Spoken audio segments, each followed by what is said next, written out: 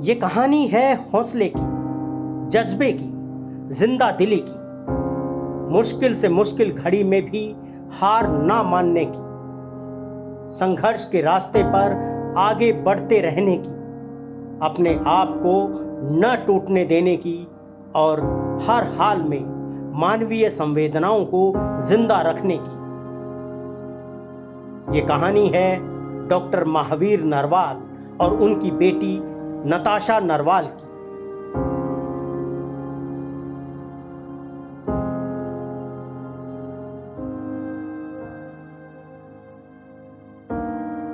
पिचहत्तर साल के जाने माने कृषि वैज्ञानिक, विचारक और जन आंदोलनों के पहली पंक्ति के सिपाही महावीर नरवाल हमारे बीच नहीं रहे।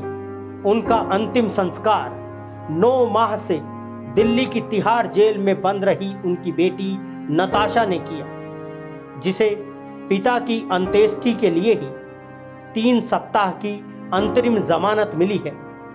अपने अंतिम समय में कोरोना से जूझते हुए शायद डॉक्टर महावीर नरवाल के मन में एक ही टीस होगी, लंबे समय से अपनी बेटी से न मिल पाने की टीस। लेकिन इस दर्द को ना तो उन्होंने कभी जबान पर आने दिया और ना ही चेहरे पर। अंत तक मुस्कुराते रहे, दूसरे लोगों को ढाढ़स बंधाते रहे, हिम्मत देते रहे, औरों की खैर खबर लेते रहे। लेकिन ये क्या कम त्रासदी है कि 70 किलोमीटर के दायरे में रह रहे पिता पुत्री इस मुश्किल घड़ी में भी मिल नहीं पाए। वर्तमान सरकार के लोकतंत्र विरोधी फरमानों का विरोध करने के चलते जेल में बंद नताशा पिता से 2 बात भी नहीं कर पाई। हालांकि पिता की बीमारी की खबर सुनकर भी उसने हिम्मत नहीं हारी। हमेशा की तरह दूसरों के दुखों पर मरहम लगाती रही, उन्हें पढ़ाती रही, न्याय अन्याय के बीच का भेद समझाती रही। नताशा में ये हिम्मत उनके पिता की बदौलत ही आई है। 13 साल की उम्र में मां के गुजर जाने के बाद डॉक्टर नरवाल ने उसे और उसके छोटे भाई आकाश को मां और बाप दोनों का प्यार दिया। बेटी और बेटे को इंसानियत और प्यार का पाठ पढ़ाया, सही गलत का भेद समझाया, उनमें अपनी जिंदगी के फैसले खुद लेने और उन पर अडिग रहने का मादा पैदा किया। वे अपने बच्चों के अभिभावक कम और दोस्त ज्यादा थे। जवाहरलाल नेहरू विश्वविद्यालय में पीएचडी कर रही नताशा ने जब युवा लड़कियों की आजादी के लिए पिंजरा तोड़ अभियान चलाया तो खुद इमरजेंसी के दौरान लोकतंत्र की बहाली के लिए जेल काट चुके डॉक्टर नरवाल ने उसका पुरजोर समर्थन किया। भाजपा सरकार ने जब नागरिकता कानून का विरोध करने पर नताशा और उसकी दोस्तों को जेल में डाल दिया, तब भी डॉक्टर नरवाल ही उसका सबसे बड़ा संबल थे। उन्होंने कभी बेटी के जेल में होने का सोग नहीं मनाया, न ही उसे झुकने, माफी मांगने या समझौता करने की सीख दी। उन्होंने हमेशा कहा कि उनकी बेटी लोकतंत्र की रक्षा की लड़ाई लड़ रही है और पीड़ितों के हक में खड़ी है। वे सीना ठोक कर कहते थे कि संवैधानिक मूल्यों को बचाने की जंग में वो उनसे आगे निकल गई है, उन्हें उस पर गर्व है। जहाँ पर सफरिंग है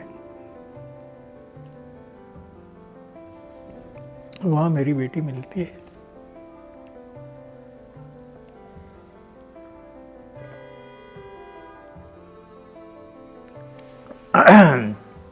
उसको चैंपियन तो ना कहें सफरिंग का, लेकिन साथी तो जरूर है।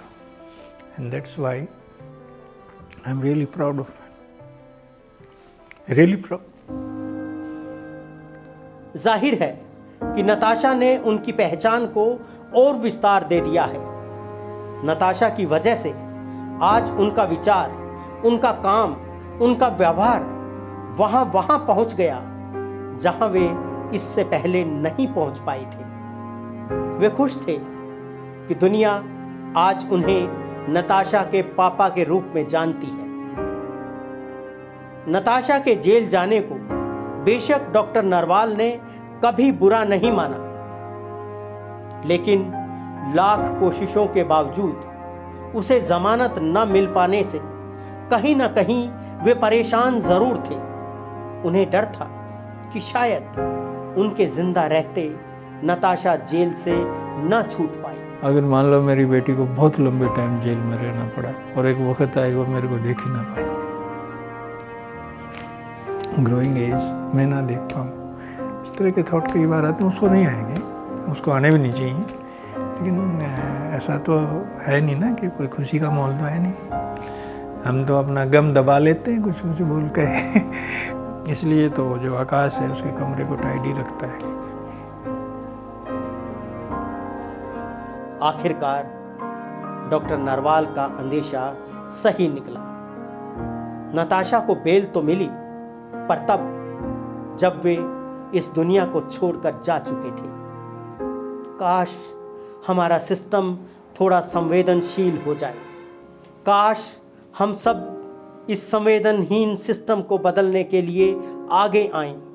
यदि ऐसा होता है तो संभव है कि कुछ और अमानवीय घटनाओं को घटने से रोका जा सके।